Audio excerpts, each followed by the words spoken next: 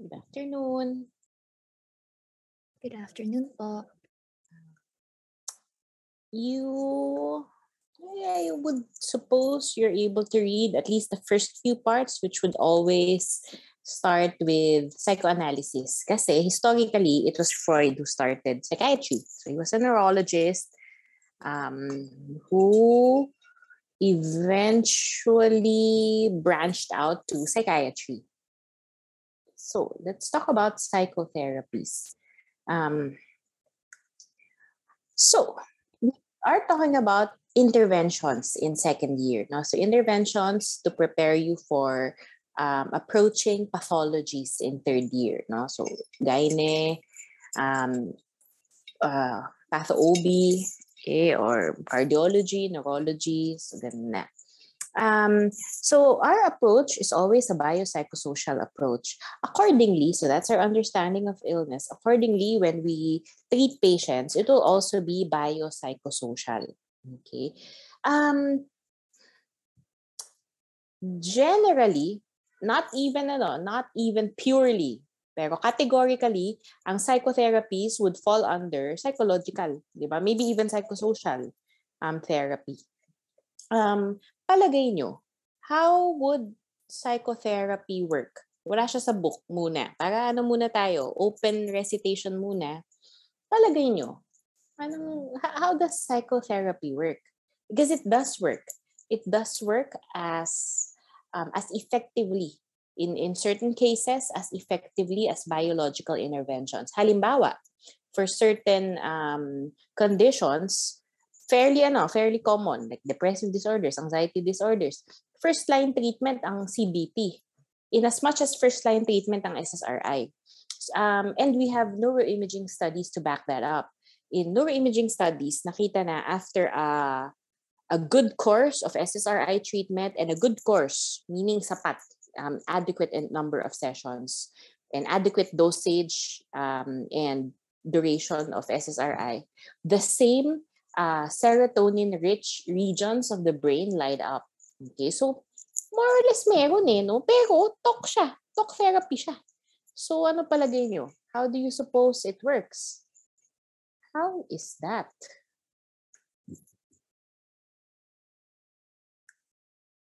As a warm-up, pag yung mga biological, pharmacologic therapy, gamot in general, not even CNS, think about medications. How do medications work? Ano bang mechanism of action ng medications natin?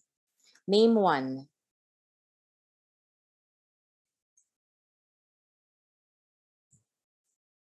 Name one.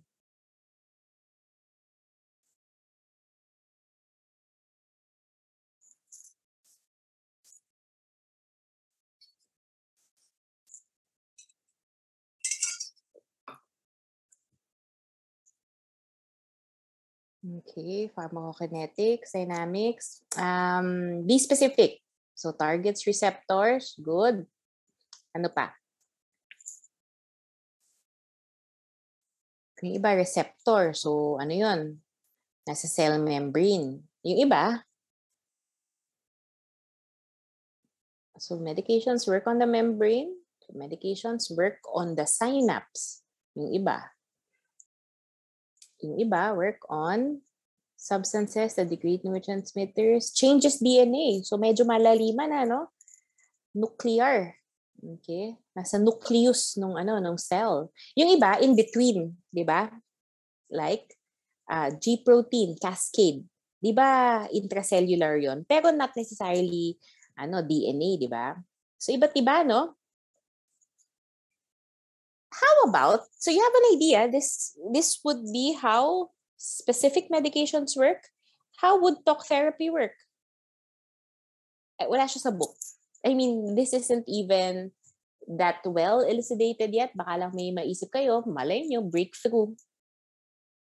So palagay nyo, how would psychotherapy work? Doc, I think it's possible na psychotherapy could like stimulate your brain in such a way na with that persistent stimulation, natitrain mo siya kumbaga to be in a better state. Pwede. Okay. training in a way, as you would understand learning, how would learning go? These are memory systems. Okay? Um, kasi, ano bang nangyayari sa learning and memory? We develop, physiological, we develop more synaptic connections. Okay? So, more axonal connections. So I always tell students this, be careful who you talk to on a daily basis because it will really change your brain. Literally change your brain. Okay? Kasi learning changes the way we, like Juliard mentioned, training, di ba? It's also the same that happens in other conditions na not necessarily therapeutic, like addiction and trauma. Others, speaking of brain connections, some actually work on enzymatic changes. Merong mga certain, especially neuropsychiatry, so usually UST studies siya, saw that with after an adequate number of psychotherapy sessions, usually cognitive therapy yung research, enzymology. There are changes in enzymology that facilitate the biochemical reaction. So hindi man directly serotonergic changes, pero yung enzymes that facilitate the same reactions that SSRIs facilitate. So maybe, no? But in general, it's not yet well elucidated. But we do know that psychotherapy works. Okay, ano siya? Kasama siya sa clinical practice guidelines. Okay. Now, at this level, you don't need to master psychotherapy. You just need to be familiar enough to kind of know how it works. Okay. Let's start with psychoanalysis and psychoanalytic psychotherapy. Okay. Kasi ang nauna, si Freud. Okay. So, Freud. What do you recall from Freud? From first year? Ano ba yung mga theories ni Freud? In terms of psychopathology, anong mga sabi ni Freud? Maybe you can remember first year med or maybe even college psychology. Ano sabi ni Freud?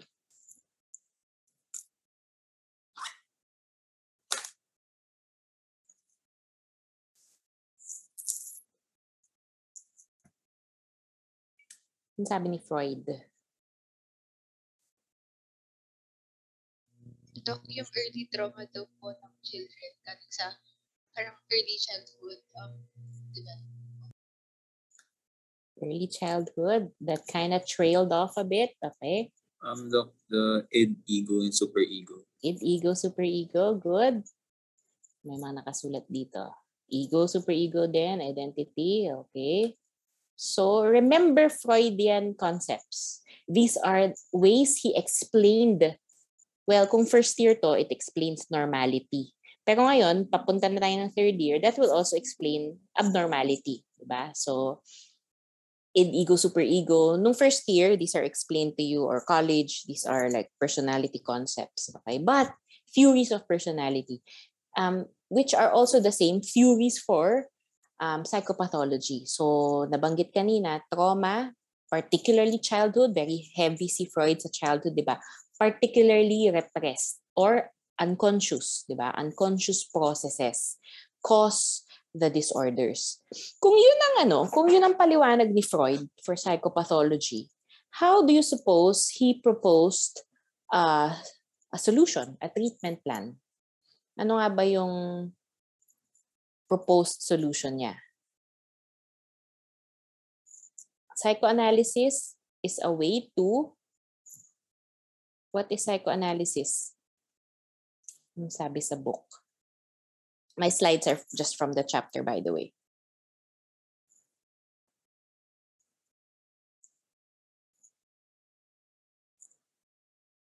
What or how is psychoanalysis?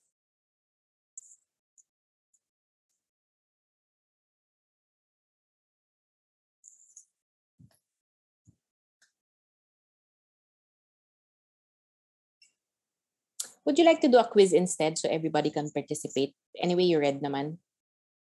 Para mabilis tayo.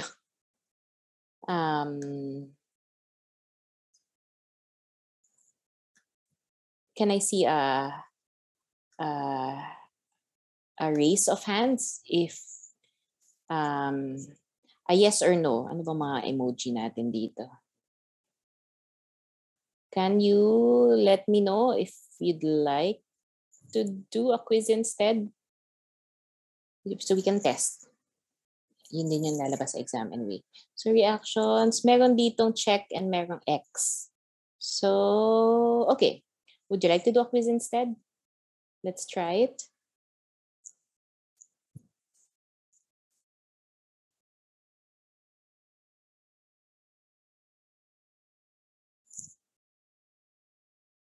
Okay, so medyo maraming X.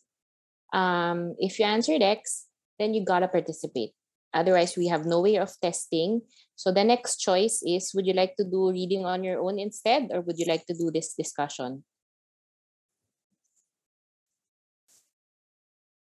I think if you feel like you can, these are just exactly the same slides. So would you like to like try this out? See how you understand the chapter, or let's just we can do self-paced learning.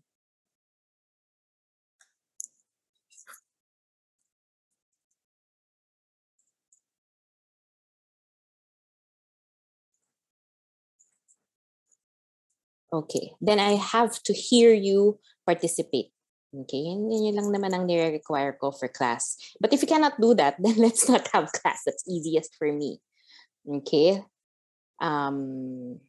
let's do this as postgrad students. Okay, again, according to the book, this is recall. Hindi man lang tayo makausad sa analysis. My gosh, paano naman ako makaka-value added? Clinical aspect, di ba? Let's do the basics first. According to the book, what is psychoanalysis? How is it done? That's an open-ended question. Please do not make me...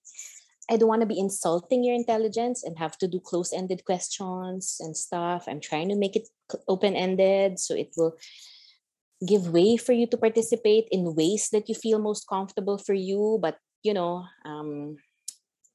if you're not talking back to me, then it's okay. I will take that as a sign that you feel like this isn't helpful. So. Doc, it's based on the theory of sexual repression. Good. It's based on infantile libidinal wishes in the individual's unconscious memory. Okay, good. How about the rest? So, how is it done?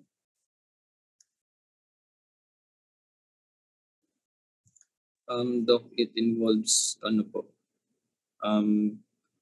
bringing back to the surface yung mga memories that are repressed and feelings that are to unravel feelings that are hidden po dun sa unconscious okay, mind. Good. Bringing back to the surface feelings. So these are uncovering strategies. Okay.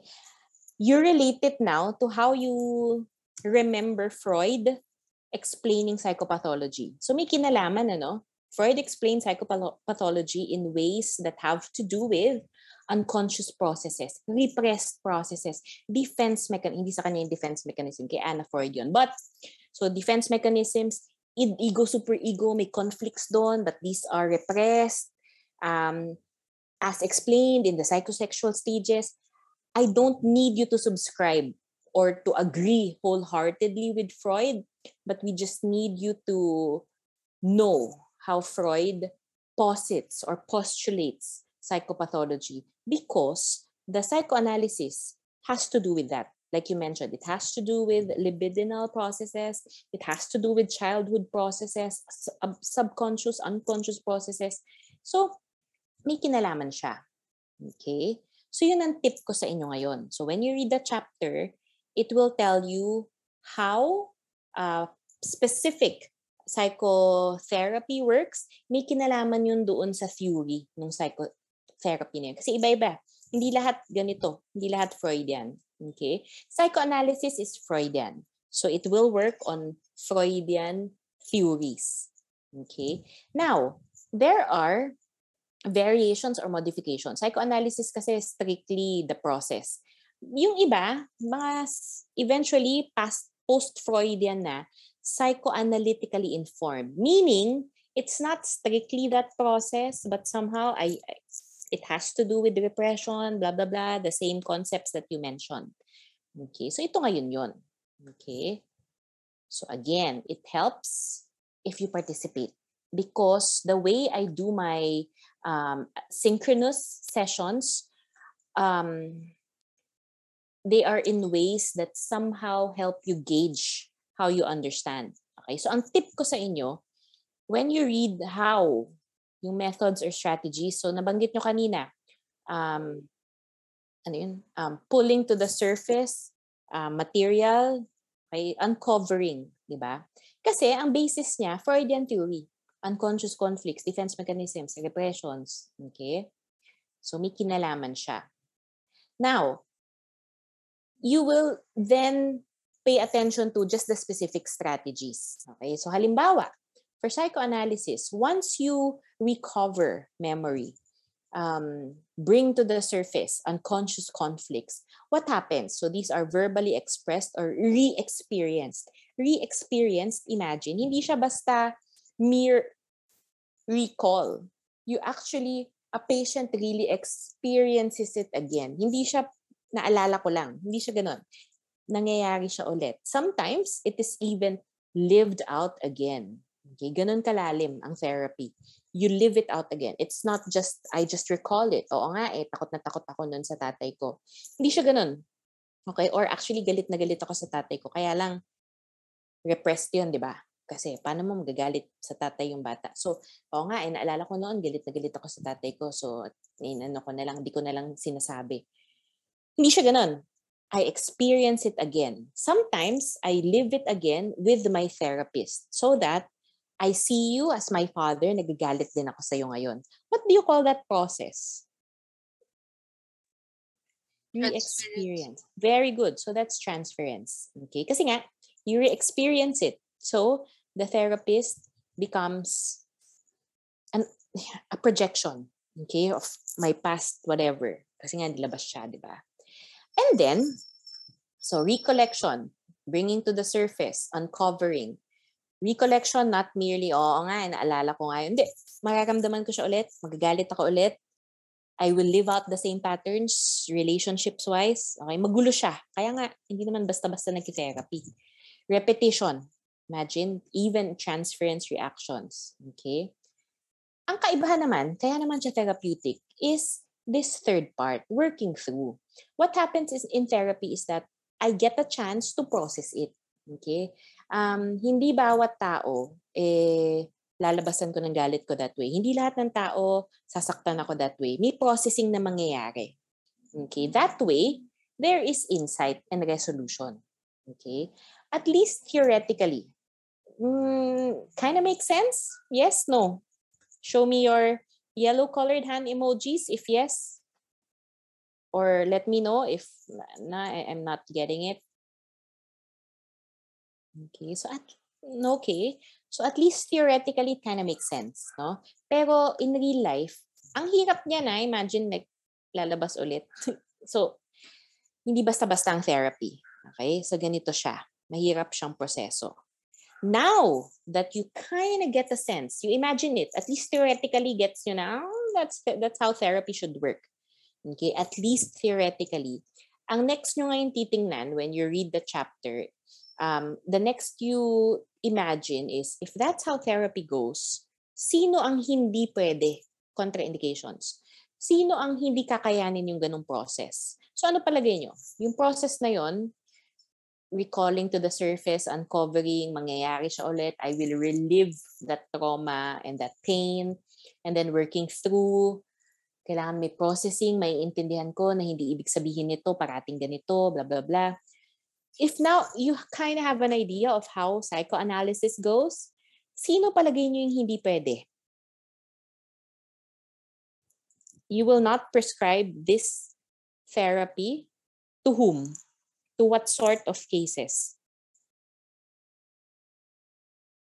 Yung may mga dementia po, yung may mga Alzheimer's. Yung Okay. Hindi makaalala. Good. Hindi mo kaalala. Hindi tayo makakapag-recall. Good. Who else? Low IQ do. Low IQ. Very good. By the way, we're not just talking about like we're not just talking about like IQ or intelligence. Like, lang din, practical intelligences. Like, hindi ako marunong mag-German. Like, so if the patient cannot do therapy in English, hindi kami pwede. Okay? That said, practical lang din. Hindi pwede kung wala tayong therapist. So, yun yung mga limitations. Okay? Hindi pwede yung other practical, like, hindi stable medically, diba? I mean, kaya ba niya to go through this pain again? Ooperahan na siya bukas? Yung ganon. So, may mga practical considerations. But again, you kind of get a sense that in theory, it kind of makes sense, diba? Somehow makes sense yung ganitong theory at saka yung ganitong psychotherapy, supposedly. Kaya naman, nagkakaroon ng, well, these are limitations, diba? Economic also, kasi every day halos ang psychoanalysis, yung talagang strict psychoanalysis. So imagine, magastos yun. Paano kung ooperahan na bukas yung pasyente? Kaya naman, nagkaroon ng modified psychotherapies, pero Freudian pa rin. Okay? So, we call those psychoanalytically informed psychotherapy. Psychoanalytically informed psychotherapy or and any other word except psychoanalysis. Okay? So, Freudian pa rin sila Freudian pa rin sila. Kinda informed pa rin by the same id-ego, super-ego, subconscious processes, psychosexual theory. Freudian pa rin siya. But modified. So, hindi ako magsa-psychoanalysis. Hindi ako magta-transference reactions. Wala masyadong ganon. Okay? So, kasi, practical siya.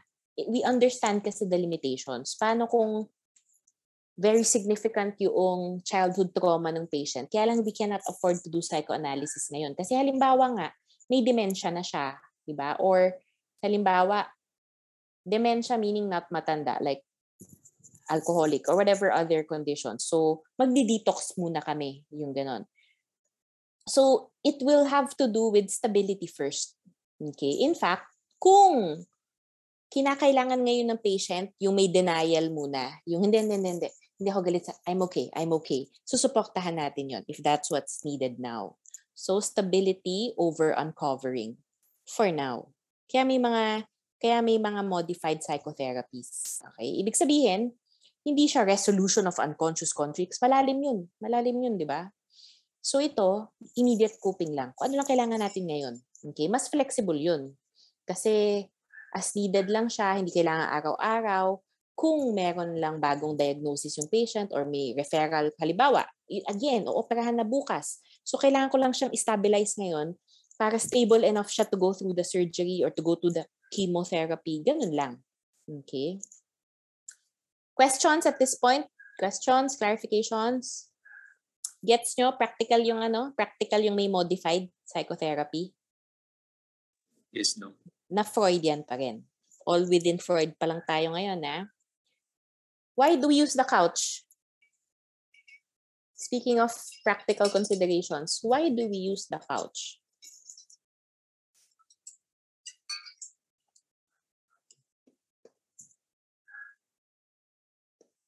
Tatlo yung sinabi. Which introduces element of sensory deprivation. Okay. Because it has to be unconscious material coming to the surface kasi nga uncovering strategy siya. So supposedly, as untainted as it can be. Okay, so the therapist is out of view. Dahil nga ganun yung purpose ng therapy, it actually wants to simulate, that sweet spot when you're just about to fall asleep but not yet asleep. Yun yung gusto niya. Yung kung ano-ano nang masasabi nyo kasi hindi nagising pero hindi pa tulog. Okay, so Usually yan, mga 45-degree angle, yung parang nakaganon, to somehow simulate that. Okay? But again, hindi na ito masyado ginagawa. So, minsan may couch na lang for like tradition's sake. Okay? Like in the traditional sense, may couch. Like sometimes, company gifts me with lazy boy. So, hindi siya technically couch. Maliit lang kasi maliliit lang ang clinic these days. Okay? So, wala na talaga. Hindi na natin afford yung malalaking clinic na nakahiga yung pasyente. Okay? Okay, questions at this point? Questions? Clarifications? None. Now, let's move to the next. Ibang-iba naman to. Cognitive therapy. Okay? So, let's test again how you understand it. This time, so obviously, hindi siya Freudian. Ibang klase na siya.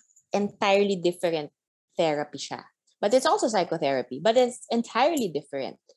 Ano ang basis niya? Ano ang theoretical basis ng cognitive therapy?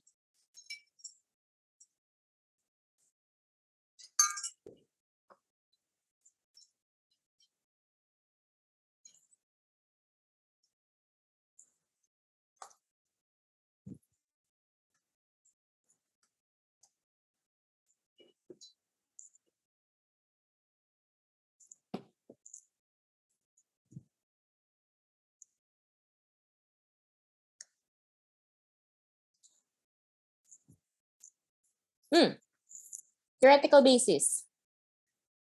Is it Freud?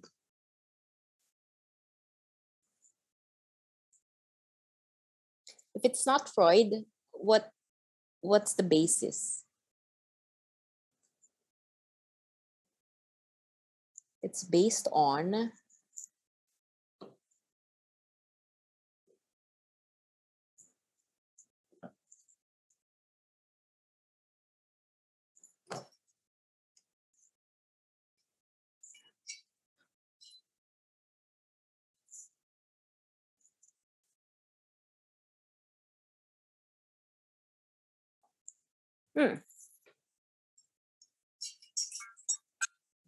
Yan ang kape ko.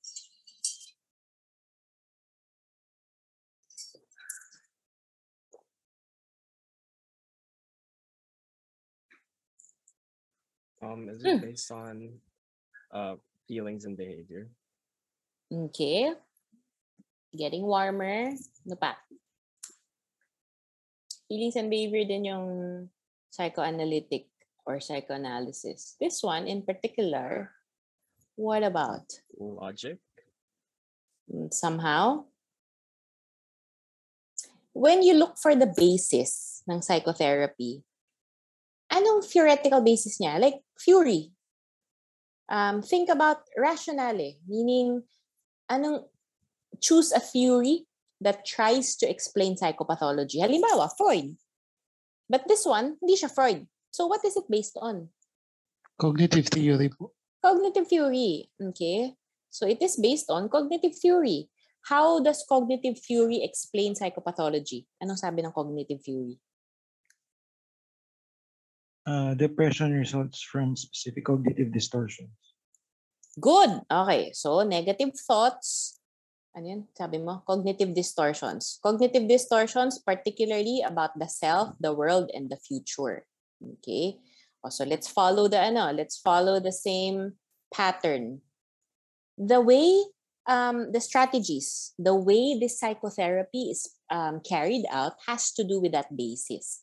Is it uncovering? Hindi siya uncovering, di ba? So, if it is based on cognitive theory, how is cognitive therapy carried out? So, hindi uncovering strategies. How? I-connect nyo siya parati dun sa underlying theory.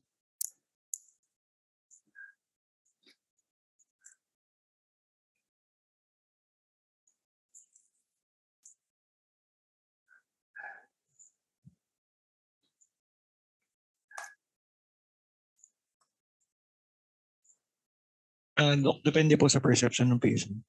Kung paano siya Okay. mag-isip. Okay. So, how is therapy carried out?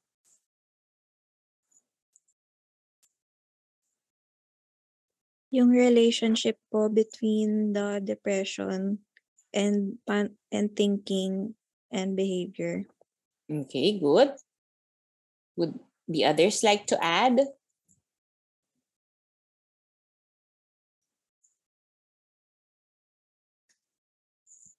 Good.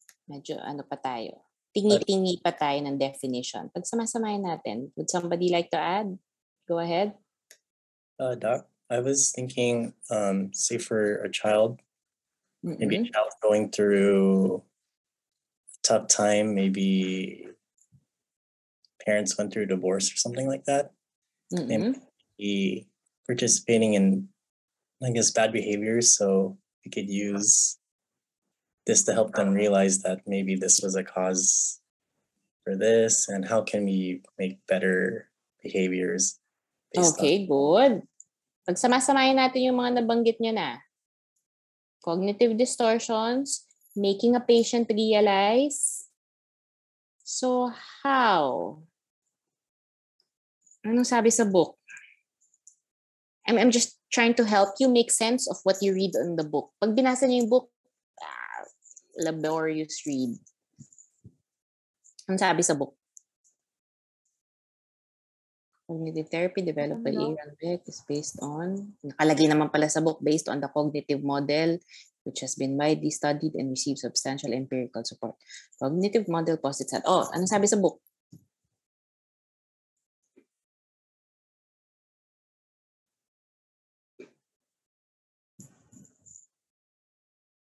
Ayan, no? Meron pang ang paragraph.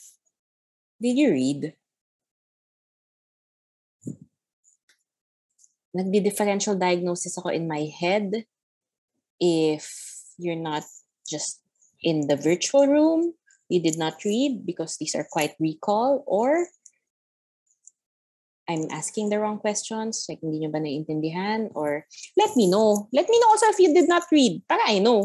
Kasi if you did not read, that would very much explain it. So let me know. Kasi dito sa chapter nakalagay, strategies and techniques. The goal of Tegna is to facilitate remission and prevent reduced relapse by teaching skills patients can use for their lifetime. Sige, go ahead. Tingnan natin yung older version. 11th edition.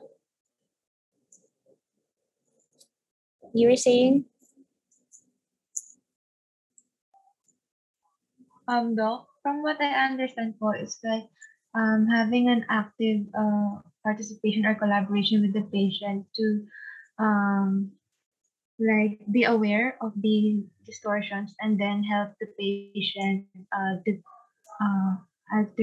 alternate back or makorek po yung distortions na yun. Okay, good. So to help the patient realize the distortions, okay? Pwede na, okay? Kasi nga, it is based on the cognitive theory which explains psychopathology by way of cognitive distortions. Halimbawa, give me an example of a cognitive distortion or a negative thought. Give me examples. Depression, Doc. Give any negative thought. Bigay kayo ng halimbawa ng thought content na negative.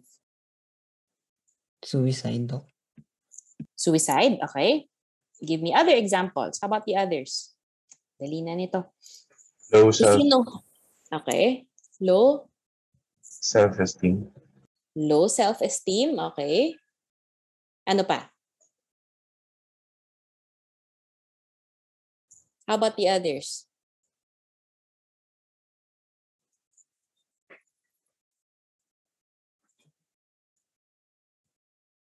Doc, phobia. Sorry, hindi ko naintindihan. Phobia po, Doc. I didn't catch it. Phobia daw po daw. Phobia, okay. Good. Okay. Sige, let's make it a bit more specific. Because that's what we do in therapy. Like we catch the cognitive distortions. So ito ngayon yun. Saan na yun? Teka. identify the cognitive distortion. So halimbawa, if you identify revenge thoughts, catastrophizing, inferiority complex, jealousy, ang taba-taba ko, these are all negative thoughts. You have to catch which is problematic. Okay? Halimbawa, I'm too ugly or ang taba-taba ko, body shaming. Technically, totoo naman yun, di ba? I mean, like, may definition naman tayo ng taba. Okay? Pero, if you identify strategies, identify the negative or distorted, ibig sabihin hindi accurate. Sobrang taba ko, never na talaga akong papayat. Okay? Why is that distorted, palagay nyo? Doc, I think yung distorted part of that thought is yung sinasabi na parang never nang papayat. Never na. Okay. Kasi hindi siya logical. Okay. What if a famine hits our land? Lahat tayo papayat. Halimbawa lang. Okay. It's just not logical. Okay. So ito ngayon yung sinasabi nyo na we help patients recognize the distorted thinking. Okay. So yun. Identify and test the distorted cognition. Halimbawa rin, ang taba-taba ko na wala talagang nagkakagusto sa akin. Distorted yun, di ba? Kasi again, wala. Halimbawa, test distorted cognitions. Halimbawa, ang taba-taba mo, ayaw sa'yo ng nanay mo? Or how about yung kaklase mo? Or can you name 10 persons this week? Tanong natin sila kung sino yung gusto ka or ayaw ka. Tapos halimbawa, tinest natin yon as scientists do. Okay, so we test that. Test negative or distorted cognitions. Tapos, the patient tells you, 7, ayaw nila sa akin kasi ang taba-taba ko daw. Yung 3, cute naman daw ako, so gusto nila ako. Okay? What then is the new thought? So, hindi na accurate pa rin ba yung ang taba-taba ko wala na talaga magkakagusto sa akin? Assumptions po. Assumptions. That's a inaccurate assumption, di ba? Kasi wala. Kumbaga sa exam, pag sinabing all or tsaka none, malamang maling sagot yun, di ba? Because it's not accurate. Okay? Yes, mataba siya. Yes, hindi siya gusto ng ibang tao. So what now is your alternative thought? What is the more accurate thought? Can you rephrase it?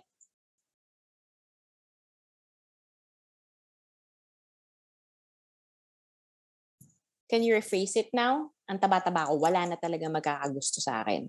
Ayaw nila akong lahat. Rephrase it though.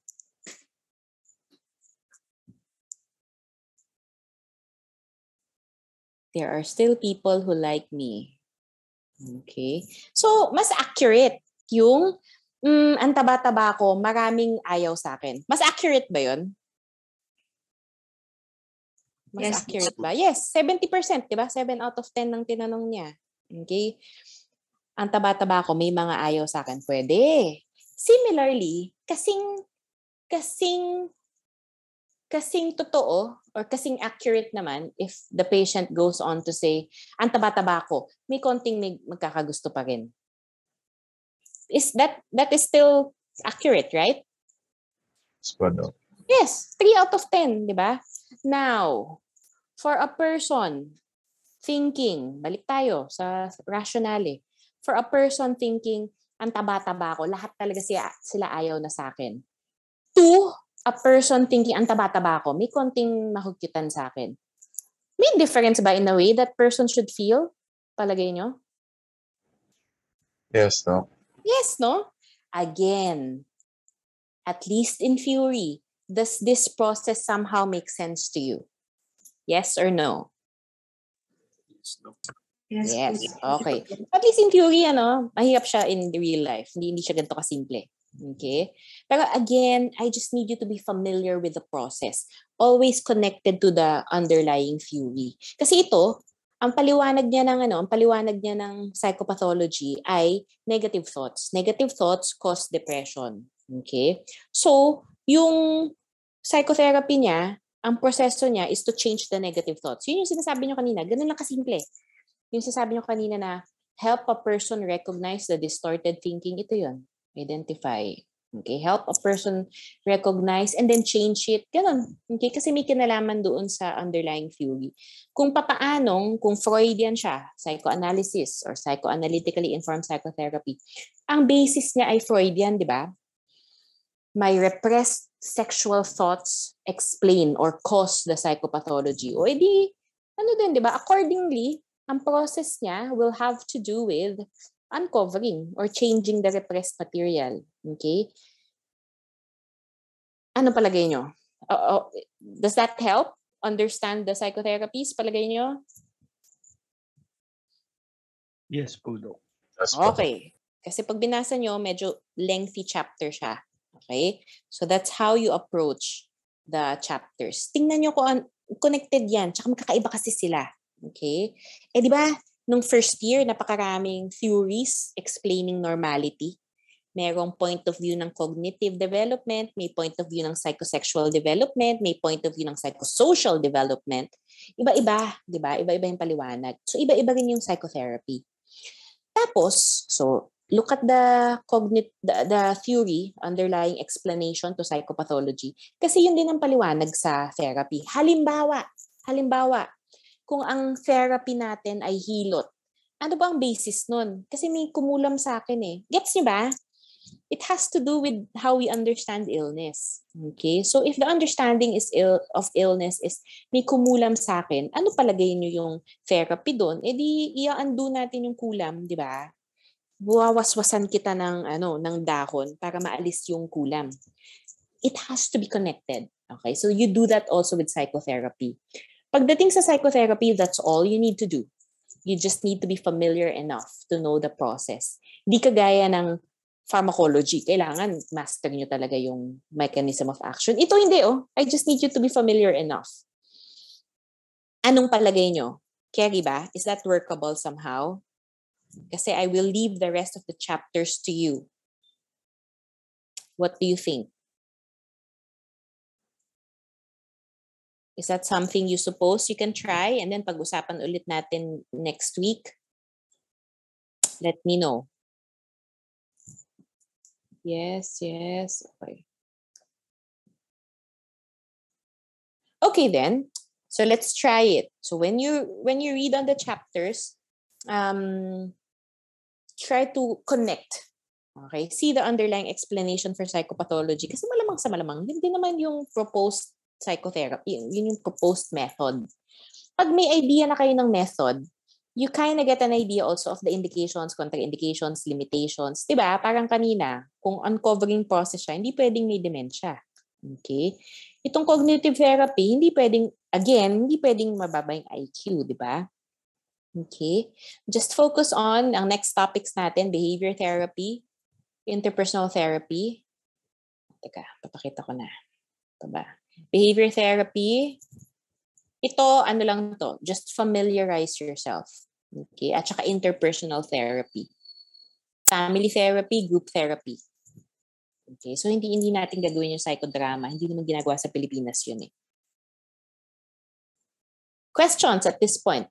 Questions? Clarifications? Okay. Let's try it. Okay? And then, make use of our sessions. Make use of what I'm trying to meet you for, okay? Para you can gauge yourself.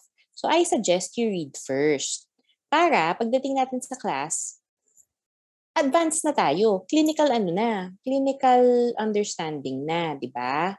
If you notice also, I try to give it the benefit of the doubt. Sometimes I ask pretty open questions para malaman ko kung hindi ba nagbasa or they just don't feel like, just participating. Ganon ba?